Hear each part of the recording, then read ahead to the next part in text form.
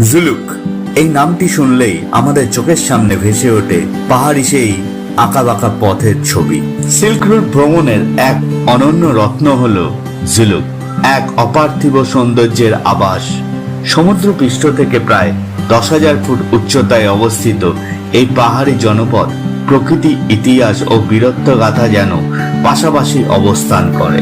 Zuluk tour আপনি কিভাবে plan করবেন, জুলুকে আপনি কোথায় থাকবেন, কি কি দেখবেন এবং উচ্চতা জনিত কি কি অসুবিধা হতে পারে এবং তার কি প্রিকশন আছে, এই জনপদকে সিল্ক রুটই বা কেন বলা হয় তারও ইতিহাস আপনারা জানতে পারবেন।